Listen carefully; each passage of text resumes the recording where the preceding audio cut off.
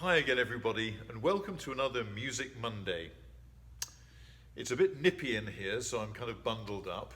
And there's also a leaf blower whose note oscillates between a B and a B flat playing outside. So I hope that doesn't detract from our fun here. I'd also like to wish everyone a happy Thanksgiving, a happy and peaceful Thanksgiving. It's really one of my favorite holidays, although we don't celebrate it where I come from. I've grown to love it, and I'll certainly take any holiday that involves good food and good company.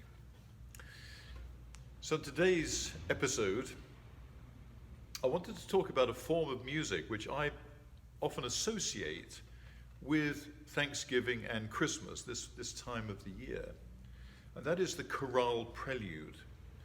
And those of us who've heard organ music or seen organ music programs may well have seen chorale prelude. You've certainly seen preludes and fugues and fantasias and sonatas. And these are all forms which aren't necessarily the sole area of organ playing, but they can be played by any instrument. But the chorale prelude is particular to the organ. So I want to talk about that a little bit.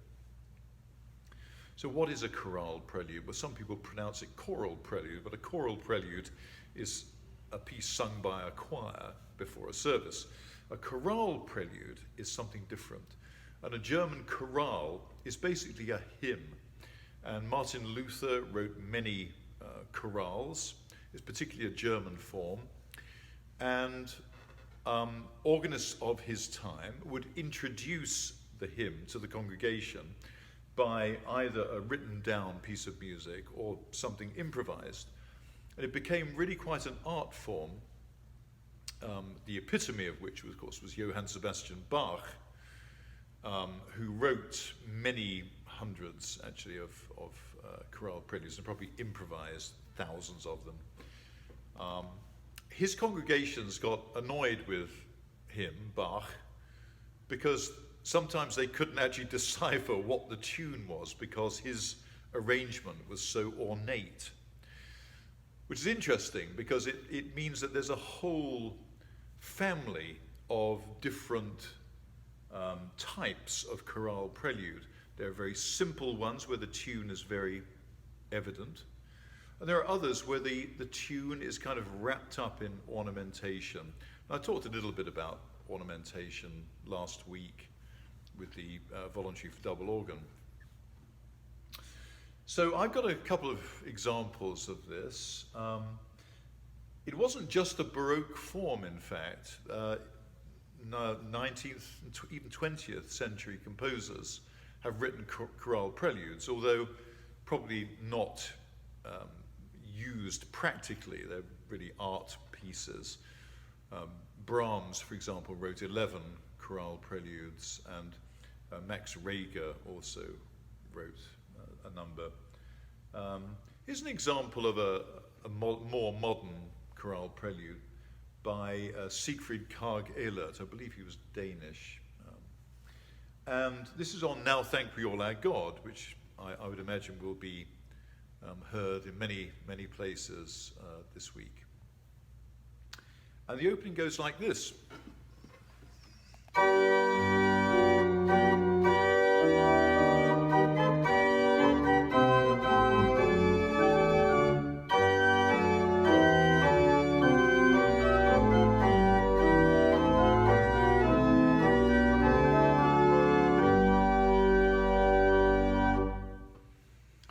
So where's the tune?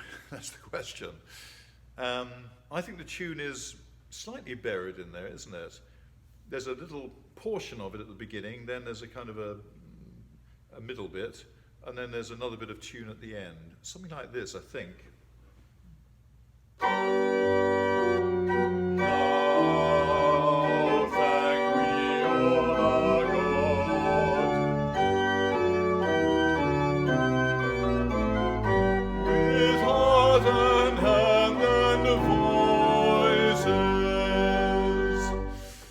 That sort of thing.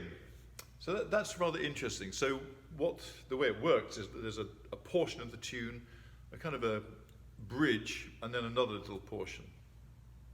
Not so easy to hear that. And in fact, later on in that piece, it becomes even more difficult to decipher, I think. Here's one by Johann Sebastian Bach, which is actually a Christmas chorale prelude to the tune in Dulci Jubilo, which I think we all know.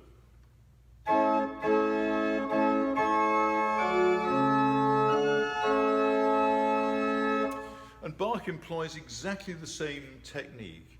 He has a little chunk of the tune, then a kind of a bridge, and then another little chunk of tune. This time it's much more obvious.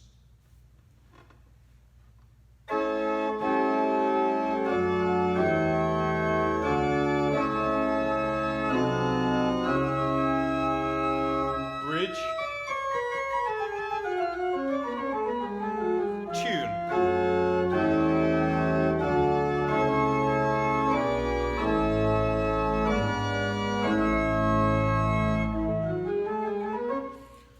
And so on. It's an absolutely wonderful piece of music, which I'm going to play in its entirety right now. So there's a few ideas about chorale preludes to think about.